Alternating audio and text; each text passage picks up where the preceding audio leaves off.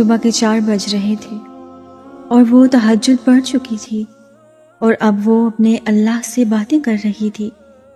یا اللہ، میں تنہا ہوں، میری مدد کر۔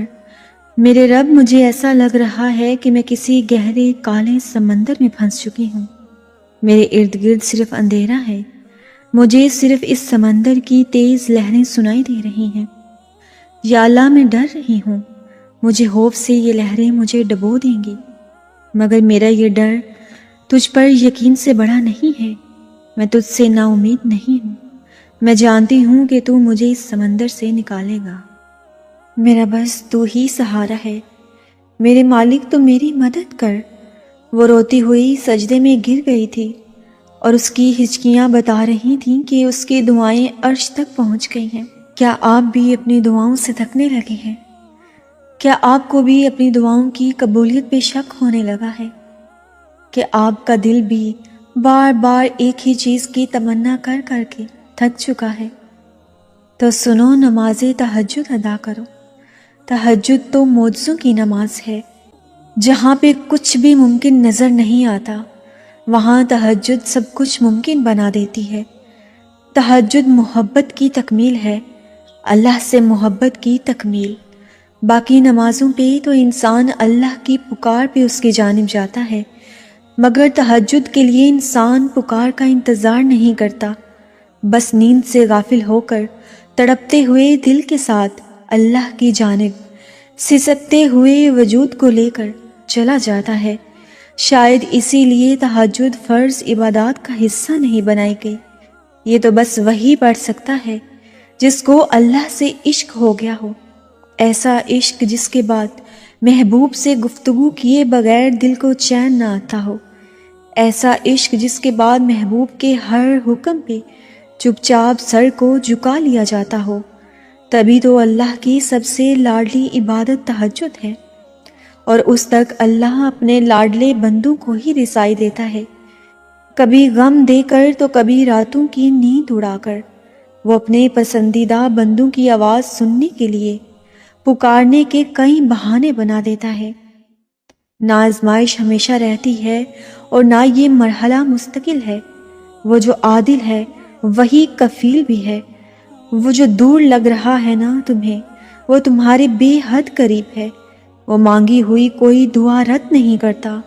وہ تہجد کے سجدوں کو کبھی ضائع نہیں کرتا۔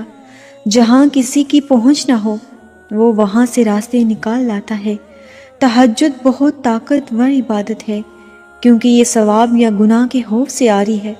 تہجد تک انسان تب پہنچتا ہے جب ساری حسرتیں دل کا ساتھ چھوڑ دیتی ہیں۔ پھر انسان یہ نہیں سوچتا کہ اتنا ثواب ملے گا یا اتنا گناہ ملے گا، تب بس انسان یہ سوچتا ہے کہ اللہ ملے گا، اللہ سے ملاقات ہوگی۔ پھر تہجد کا پہلا سجدہ آخری سجدے کی طرح کیا جاتا ہے، جیسے ابھی جان نکل جائے گی، جیسے ابھی اللہ کی محبت سے دل پھٹ جائے گا۔ بس پھر ہم ہوتے ہیں اور اللہ ہوتا ہے، پھر وہ سب مکمل ہو جاتا ہے جو کبھی ادھورا رہ گیا ہو۔ تہجد سے بڑی عشق کی کوئی دلیل نہیں۔ یہاں وہ سب مل جاتا ہے جو آپ کو ادھورا لگ رہا ہے، یہاں وہ سب عطا کر دیا جاتا ہے جو تمہیں ناممکن لگ رہا ہے۔ رات کی تاریک ترین پہر میں جب کوئی شخص اپنے رب کے حضور حاضر ہوتا ہے تو وہ رب اس بندے کے دل میں آنے والی ہر دعا کو قبول کرتا ہے۔ تمہاری ناممکن خواہش تہجد ممکن بنا سکتی ہے۔ ہر تکلیف سے تہجد تمہیں شفا دلا سکتی ہے۔ تم سوچ بھی نہیں سکتے کہ ایک تہجد تمہیں کیا کیا دلوا سکتی ہے۔ تہجد معجزات کا دوسرا نام ہے۔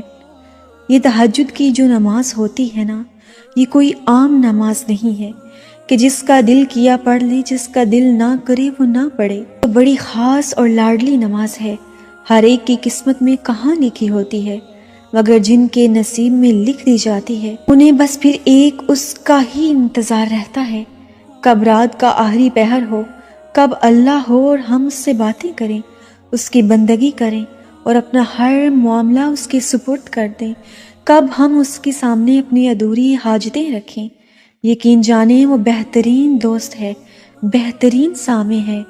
آپ بولتے تھک جائیں گے، وہ سنتے ہوئے نہیں تھکے گا۔ تو جان لیں یہ عشق کی نماز ہے، اس میں خاص لوگوں کو اٹھایا جاتا ہے۔ اگر آپ ان میں شامل ہیں تو شکر ادا کریں اور استقامت کی دعائیں کریں، اور اگر شامل نہیں ہیں تو نیت کریں اور اپنے ہر دکھ کو اپنے رب کے سامنے بیان کر دیں۔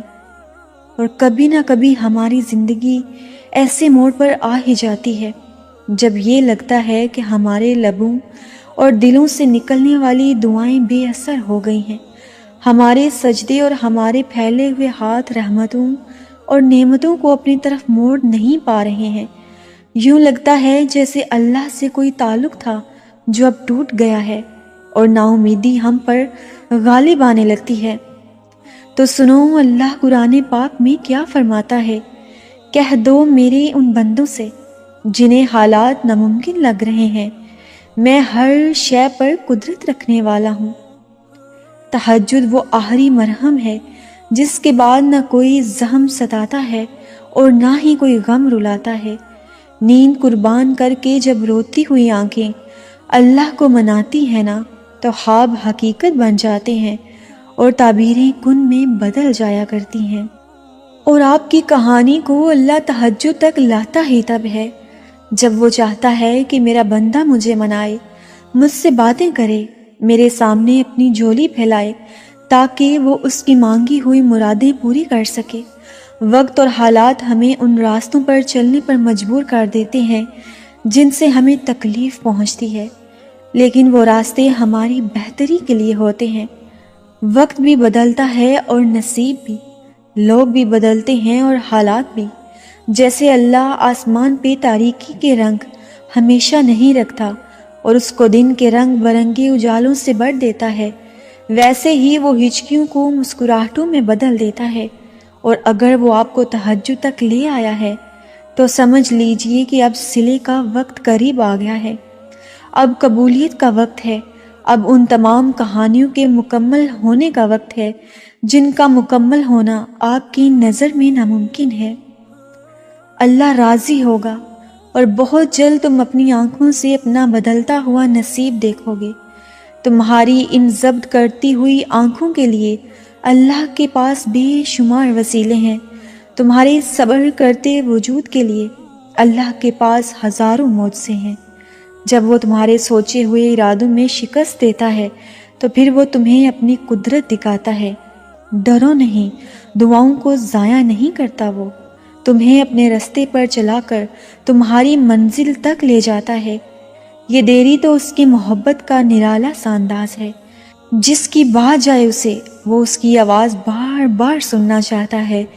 صبر رکھو، ایک راستہ بند ہونے کے باوجود اس کے پاس تمہاری دعائیں مکمل کرنے کے ان گنت طریقے ہیں۔ اگر وہاں سے نہیں جہاں سے تمہیں امید تھی، تو وہاں سے جہاں سے تمہیں گمان بھی نہیں ہوگا وہ کن کہے گا اور تمہارا بکھرا وجود پھر سے سمٹ جائے گا۔ جب رات کے آخری پہر اللہ تمہیں خود چنتا ہے تہجد پڑھنے کے لیے، تو پھر سوچو وہ تمہیں خالی ہاتھ کیسے لوٹائے گا۔ اس لیے جب بھی رات کے آخری پہر آنکھ کھلے تو اسے بے وجہ مت سمجھ لینا، اس کا مطلب ہے کہ اللہ تم سے تہجد میں ملاقات کرنا چاہتا ہے۔